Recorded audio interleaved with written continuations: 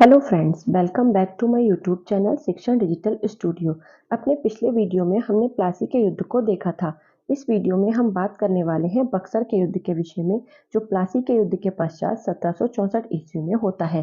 पिछले वीडियो में आपने देखा था कि जब अंग्रेज प्लासी का युद्ध जीत जाते हैं तो वो मीर जाफर को बंगाल का नवाब बनाते हैं, लेकिन जब मीर जाफर उनकी ज़रूरतों को पूरा नहीं कर पाता तो वो उसे हटाकर उसके दामाद मीर कासिम को बंगाल का नवाब नियुक्त कर देते हैं।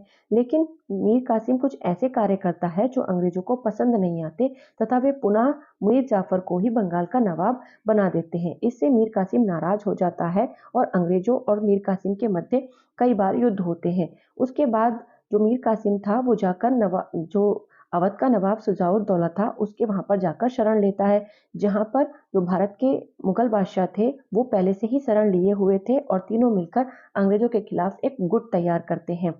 तो चलिए शुरू करते हैं आज का वीडियो। लेकिन वीडियो में आगे बढ़ने से पहले अगर अभी तक आपने मेरे चैनल को सब्सक्राइब नहीं किया है तो इसे सब्सक्राइब करें, शेयर करें तथा बेल आइकन प्रेस करना बिल्कुल ना भूलें, जिससे आपको मेरे आगे आने वाले सभी वीडियोस की नोटिफिकेशन प्राप्त हो सके। तो चलिए शुरू करते हैं आज का वीडियो। देखते हैं बक्सर का युद्ध 1764 ईस्वी। तो ये 1764 ईस्वी में होता है, 22 अक्टूबर 1764 को। क्योंकि ये बक्सर के मैदान में हुआ था इसलिए इसे बक्सर का युद्ध कहते हैं। इसमें जो अंग्रेजी नेतृत्व था वो हेक्टर मुनरो कर रहा था और इस युद्ध के समय जो अंग्रेजी गवर्नर था वो बेंसी टार्ट था। अगर भारतीय यानी कि बंगाल की तरफ से देखें तो इस समय जो बंगाल का नवाब था वो मीर जाफर था, क्योंकि मीर कासिम को तो अंग्रेज हटा चुके थे। आगे जो भारतीय नेतृत्व था इस युद्ध का वो बंगाल का पदच्युत यानी कि पद से हटाया गया नवाब मीर कासिम और अवध का नवाब शुजाउद्दौला और भारत का मुगल बादशाह शाह आलम द्वितीय कर रहे थे। आगे देखते हैं, जब इस युद्ध में इन तीनों की हार हो जाती है तो जो मीर कासिम होता है वो दिल्ली की ओर भाग जाता है और वहीं पर 1777 ईस्वी में उसकी मृत्यु हो जाती है। अब युद्ध में हार के बाद जो शुजाउद्दौला अवध का नवाब और शाह आलम जो मुगल बादशाह था उन दोनों ने अंग्रेजों के सामने आत्मसमर्पण कर दिया। इसमें बक्सर के युद्ध के पश्चात ही अंग्रेजों की वास्तविक सत्ता कायम हुई थी। ऐसा इसलिए कहा जाता है क्योंकि जो प्लासी का युद्ध था उसमें अंग्रेजों ने धोखाधड़ी से सिराजुद्दौला को परास्त किया था, सिराजुद्दौला को मारा था। और प्लासी का युद्ध एक धोखाधड़ी ही थी, मतलब रियल में अंग्रेज अगर सामने से लड़ते तो शायद जीत नहीं पाते, ऐसा लोगों का कहना था। लेकिन बक्सर के युद्ध में बंगाल का नवाब, अवध का नवाब और साथ ही साथ पूरे भारत यानी कि मुगल बादशाह शाह आलम द्वितीय तथा यानी कि तीनों की मिली हुई जो सेना थी उनको अंग्रेजों ने परास्त किया था। तो जो बक्सर का युद्ध था वो वास्तव में एक युद्ध था और अंग्रेजों की वास्तविक सत्ता यहाँ पर कायम हुई थी, यानी कि पूरी तरह से सैनिक शक्ति के बल पर जीता गया ये युद्ध था। फिर क्या था, 1765 ईस्वी में मीर जाफर की मृत्यु हो गई, जिन्हें अंग्रेजों ने बंगाल का नवाब बनाया था। अब मीर जाफर की मृत्यु के बाद 1765 ईस्वी में उसके पुत्र नजमुद्दौला को बंगाल का नवाब बनाया जाता है। यानी कि अगर प्रश्न आता है कि जिस टाइम पे बक्सर का युद्ध हुआ उस टाइम पे जो नवाब था बंगाल का वो कौन था, तो वो मीर कासिम था। और इस युद्ध के पश्चात जो संधियां हुई शुजाउद्दौला और शाह आलम द्वितीय के साथ, उस समय जो नवाब था बंगाल का वो उसका पुत्र नजमुद्दौला था। तो 1765 ईस्वी में क्लाइव को दूसरी बार गवर्नर बनाकर भारत भेजा गया, यानी कि जिस टाइम युद्ध हुआ उस टाइम पे जो गवर्नर था वो बंसी टाट था और जब संधियां की गई तो उस टाइम पे जो गवर्नर था वो क्लाइव था, जो कि दूसरी बार गवर्नर बनकर भारत आया था। तो देखते हैं नजमुद्दौला को जो मीर जाफर के बाद बंगाल का नवाब बनता है, तो ये 1765 ईस्वी से 1766 ईस्वी में बंगाल का नवाब बनता है।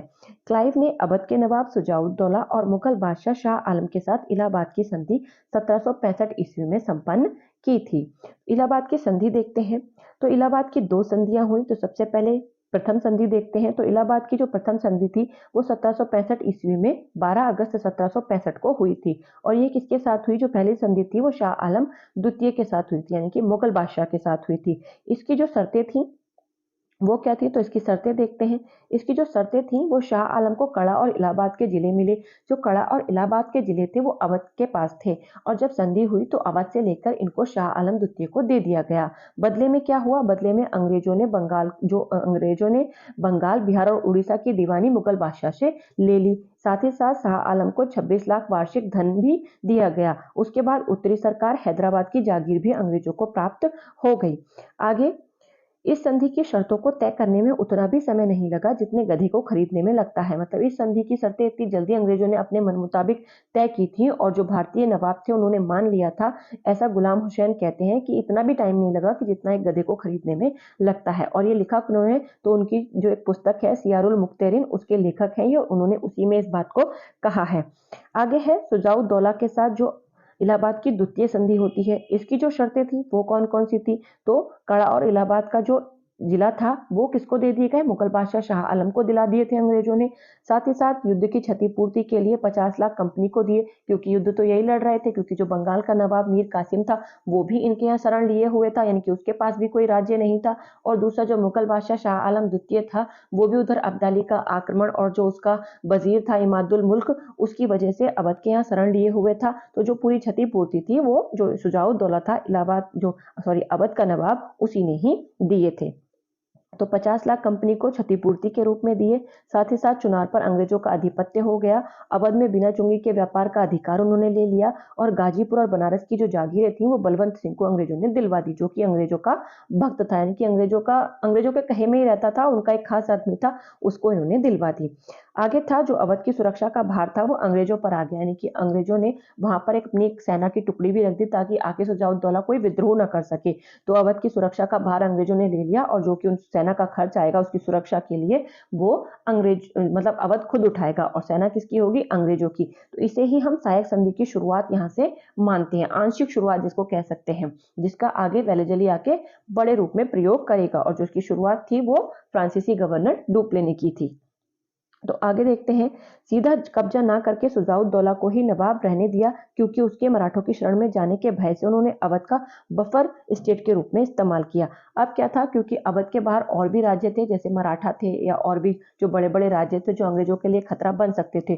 तो उन्होंने क्या किया, जो अवध का नवाब शुजाउद्दौला था, चाहते तो वो उससे उसका राज्य छीन सकते थे क्योंकि वो जीत चुके थे, लेकिन उन्होंने उसको ही नवाब बना रहने दिया, क्योंकि अगर वो उसको उसके पद से हटा देते तो जैसे उन्होंने बंगाल में मीर कासिम को हटाया और वो जाकर शुजाउद्दौला से मिल गया, साथ ही साथ मुगल बादशाह तीनों ने मिलकर उनके खिलाफ एक गुट तैयार कर लिया। तो ऐसा हो सकता था कि अगर शुजाउद्दौला को वो हटा देते तो मराठों की शरण में चला जाता, नहीं कि मराठों से मदद मांगता अंग्रेजों के खिलाफ, और मराठों से लड़ने की कंडीशन में अभी जो अंग्रेज थे वो नहीं थे। तो उन्होंने क्या किया, उसको ही नवाब रहने दिया और उन्होंने क्या किया, जो अवध था उसका बफर स्टेट के रूप में। बफर स्टेट एक ऐसा स्टेट होता है जो बीच में होता है, दो राज्यों के बीच में, यानी कि जो आगे वाला राज्य है वो अंग्रेजों पर तब आक्रमण करता जब पहले उसे अवध से वो करना पड़ता, युद्ध करना पड़ता। तो इसलिए उन्होंने उसका एक बफर स्टेट के रूप में इस्तेमाल किया मराठों के खिलाफ।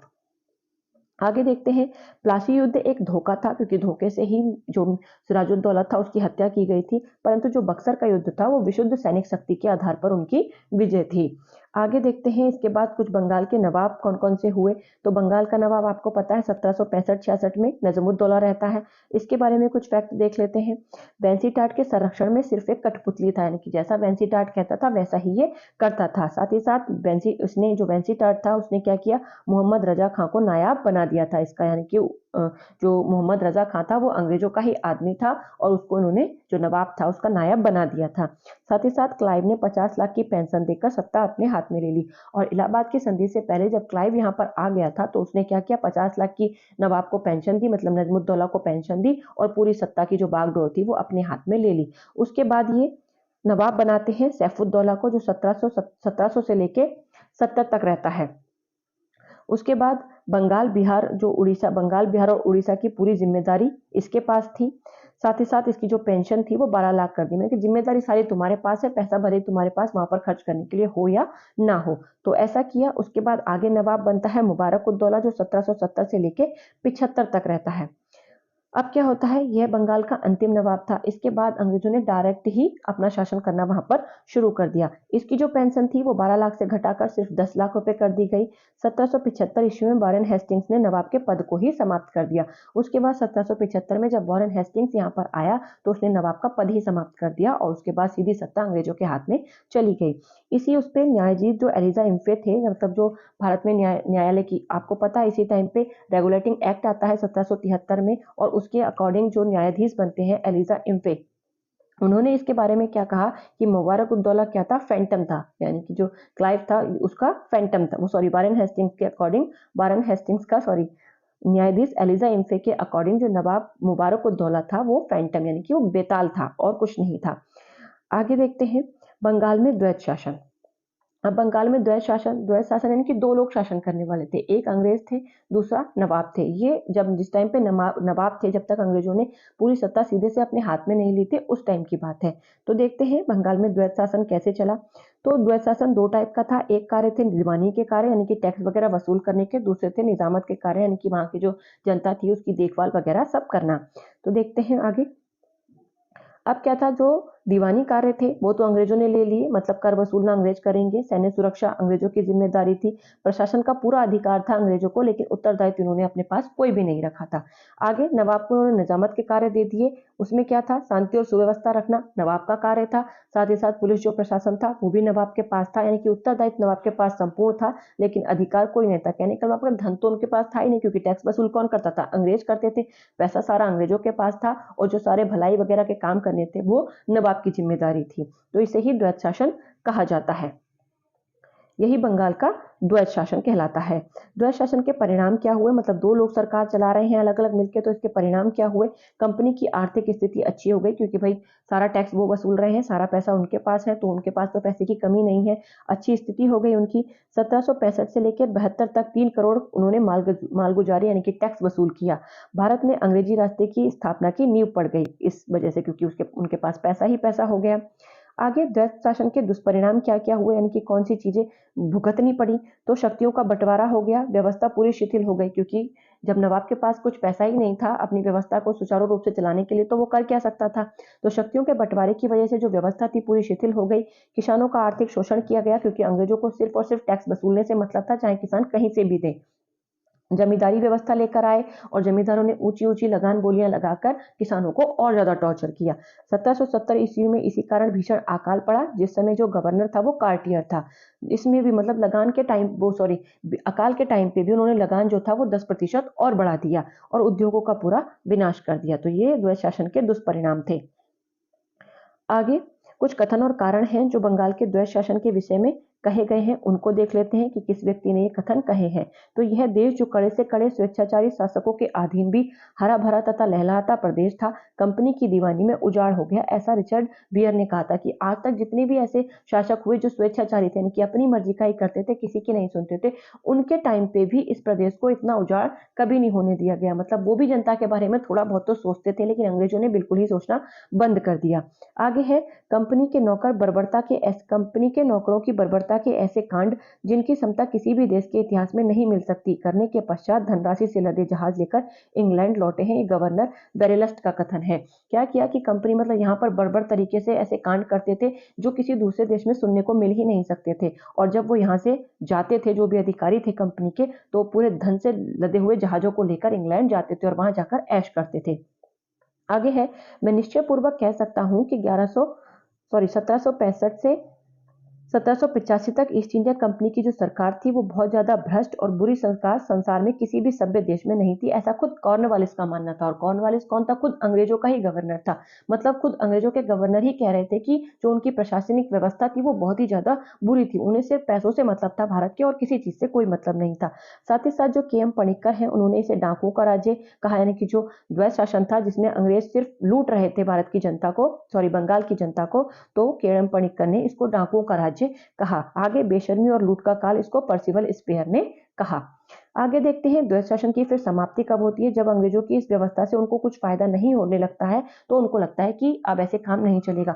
तो 1772 में वॉरेन हेस्टिंग्स जब नया गवर्नर बनकर यहाँ पर आया, तो उसने इसको समाप्त कर दिया, और युद्ध के समय यही नवाब भी था, युद्ध के समय यही गवर्नर भी था, तो उसने इसको आके समाप्त कर दिया। तो इस वीडियो में हमने देखा कि बक्सर का युद्ध कैसे हुआ और किस तरह से अंग्रेजों ने बक्सर के युद्ध को जीतकर भारत में अपनी सत्ता को वास्तविक रूप से स्थापित किया। अगले वीडियो में हम इससे आगे का देखेंगे, यानी कि और जो नवीन राज्य थे उनकी स्थापना कैसे हुई, और बाद में अंग्रेजों ने उन्हें कैसे हड़प लिया, यानी कि कैसे उनको अपने साम्राज्य में मिला लिया। अगर आप इसी तरह से डिटेल में मेरे साथ हिस्ट्री पढ़ना चाहते हैं तो बने रहिए मेरे साथ। Thank you for watching.